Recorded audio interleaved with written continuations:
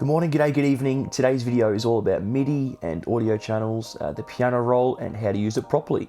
If you haven't seen my video I uploaded last week, I do encourage you to go and have a look. It was all about Ableton's interface. I went over all the most important buttons, knobs and switches in Ableton that I think you should learn if you are just starting out. But today's video is going to be a bit more hands-on, a bit more exciting. So MIDI channels versus audio channels. The best way I can explain this is if you think of MIDI channels as a more flexible, hands-on way to design and manipulate sounds, while audio channels are a less flexible, more so drag and drop way of using sounds. For example, if I want to find a kick, I'm most likely going to go through my sample packs and just find a kick. Yes, if you wanted to, you could create your own kick while using a MIDI channel and a plugin. But to be honest, I think that takes an unnecessarily long amount of time for what it's worth. So what I would usually do is create an audio channel and just simply drag and drop a kick sample in and bam, you're done. So as you can see, I've got an audio channel here in Ableton with nothing in it. I'm going to go up to my search bar, type in kick, scroll down until I find a kick that I like. And this kick here is perfect for our example today. So all you want to do is literally drag that into your project and you've got a kick. So by clicking spacebar, you can hear that you got your kick.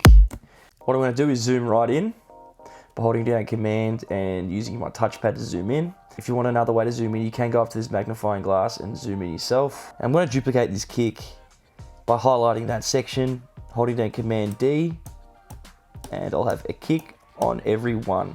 What I'll do is consolidate this. So I'm going to highlight my area and click Command J.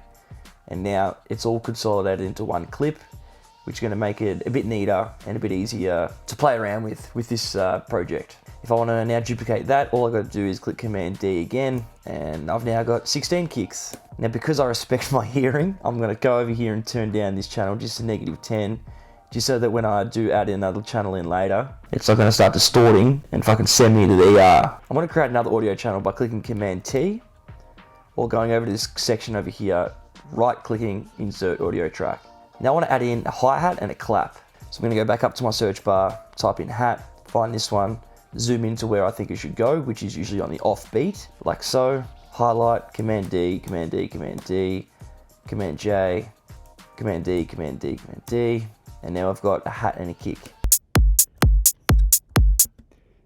To balance out the levels, I'm going to just bring down the hi-hat noise a little bit, so it's a bit quieter. And this will now allow me to bring in a clap, which I'm going to find now. Again, got to get it in time. Usually the clap lands on the kick, but what you do is try and offset it slightly so it's not clashing. And I'll turn that right down as well.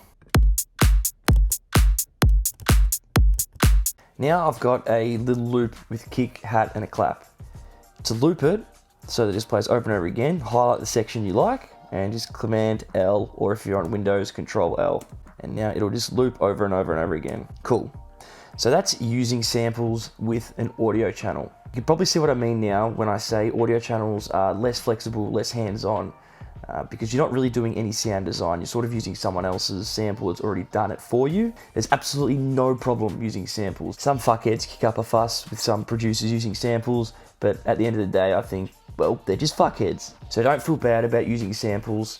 Obviously, you don't really want to be dragging and dropping in, full synth loops because, there's no creativity in that. And that's when you probably become the fuckhead, to be completely honest. So that's why someone invented the MIDI channel. The MIDI channel, the more flexible and hands-on way of using sounds in your track, is as follows. I'm going to insert a MIDI channel by going to this section here, right-clicking Insert MIDI Track, or if you're on Mac, Command-Shift-T, or if you're on PC, I believe it's Control-Shift-T. To keep this simple and easy, I'm just going to use one of Ableton's inbuilt piano and keys instrument. So I'm just going to scroll down and select one that I think sounds good. To preview it, you literally click it once, and click the arrow down button on your keyboard. I'm going to go with FM Piano Decay. Now to get this instrument into my MIDI channel so I can actually play notes and get the piano roll up, I can either drag and drop it onto my MIDI clip.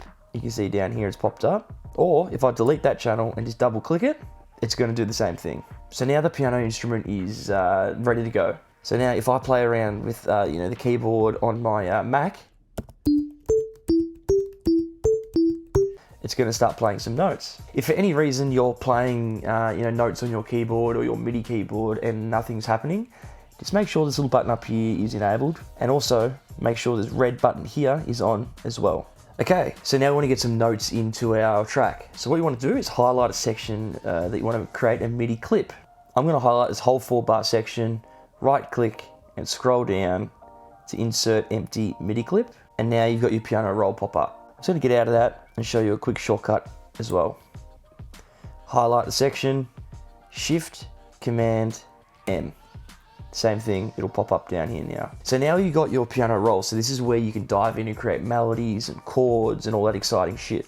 Without getting into too much music theory and detail, on the left-hand side here, you've got every note that you'd find on a piano, and it goes up many, many octaves, all the way up to C8. You want to find the sweet spot that sounds good with the instrument that you're playing. So for example, the piano playing at C8 is probably going to sound pretty shit. I'm going to preview what it sounds like by clicking this little headphone button, make sure it's blue, and now you can click any of these notes, and you can hear what that note's going to sound like. So I told you C8 is going to sound pretty shit. It kind of sounds like a chipmunk fucking orgasming. So I'm going to go down somewhere, C4 sounds kind of nice, or maybe I want to, write my track, or maybe I want to use, a D sharp note. For this example, I'm just going to use C4. I'm going to show you how you can lay out notes and a few shortcuts to go along with it as well. If for any reason you do want to see all the notes or more notes, you can just go up here and click the fold button. It's pretty much just going to fold the notes so you can see them clearer and easier. We're going to insert a note in C4, so by doing that, we're just going to double click it. And if we just simply drag this all the way to the right, it's going to play a long note. Or if we double click it again, it's going to delete. And if we do a few clicks, so double click, double click, double click, it's going to play a bit of a different rhythm now. The reason it's now seeing only the C4 notes is because I've got the fold button on. So to get back to normal, it's going to have the fold button off. You can also highlight these notes by clicking Command A and delete, or Command Z and get it back. Or maybe want to change it and go up to a C sharp. You can just have all the notes highlighted, so Command A, and just use your up and down keys on your keyboard. So you can imagine once you start to learn these shortcuts, how quick writing music can actually be, because it then allows you to do stuff like this.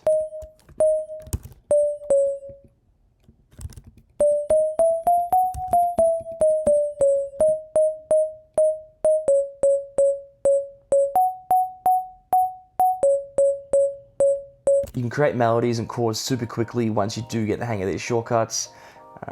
So the more you use them, the easier and the quicker you're going to get. One of the hardest parts when you do start using the piano roll and creating your own melodies is actually knowing where to put the notes for it to become a rhythm. So it actually sounds on time, in beat, and just good. That's something you're just going to have to learn over time and train your ears to be able to do. If you want to get some half notes, or if you want to get some triplet notes, this is how you do that. You can right click, and if you want to get triplet grid, you can click the triplet grid, and now it's going to be to the rhythm of a triplet. If you don't know what a triplet is, if you don't know what that rhythm is, if you don't know the difference between triplets and your standard 4x4 rhythm, then don't even worry about this feature just yet.